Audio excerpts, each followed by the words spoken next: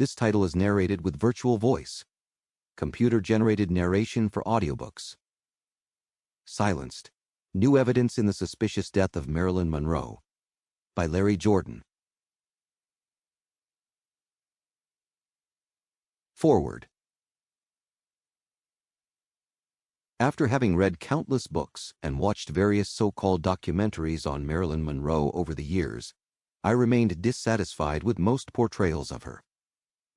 It was clear to me that despite her being unique among her entertainment industry, peers in sustaining such intense popularity with multiple generations of fans, few truly serious biographers had been involved in telling her life story.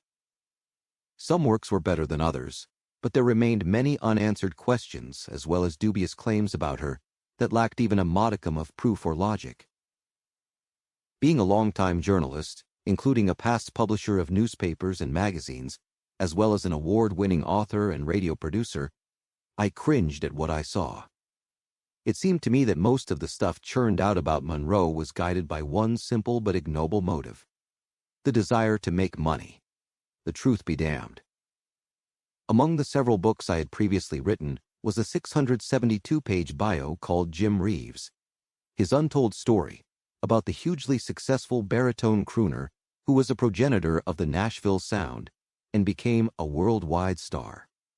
Though killed in a plane crash in 1964, his backlog of unreleased recordings and the guidance of his widow, Mary, resulted in Jim becoming the only artist in the history of recorded music to score 34 charted hits after his lifetime, including keeping the Beatles off the top of the British charts for 5 weeks in 1966, at the height of their reign. However, my book was not a hagiography. It told the truth about Jim, not all of which was flattering. My tome won a Hollywood Book Award and other prestigious accolades, and generated worldwide media attention, inspiring a 1-hour documentary on the BBC. It was praised as being an epic book in a league with those written by Elvis biographer Peter Guralnick and Pulitzer Prize-winning historian Robert Caro. I knew that nothing short of a dedication to the truth and an aggressive research ethos would be required to accord Marilyn a similar literary treatment.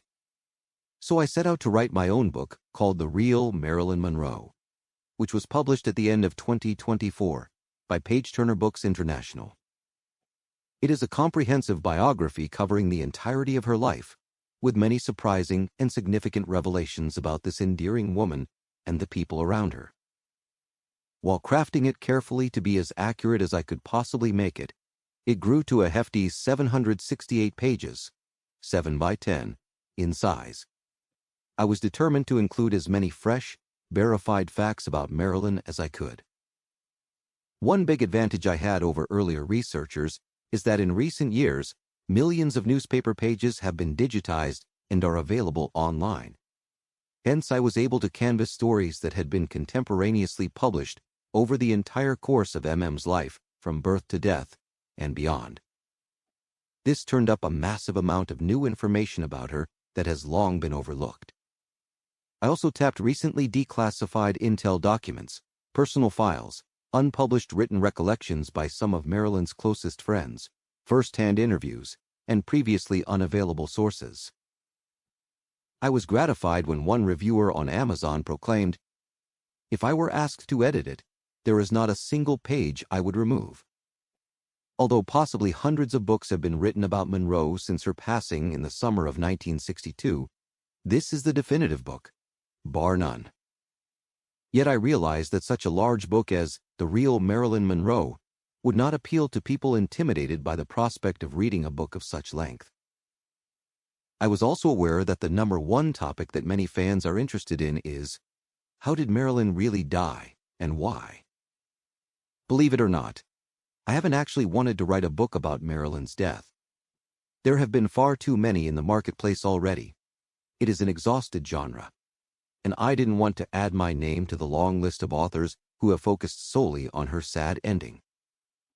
On the other hand, I knew that I had uncovered important facts that had not appeared anywhere else before, and if fans were not going to discover them by reading my big book, at least I could offer them this information in a smaller volume with fewer pages.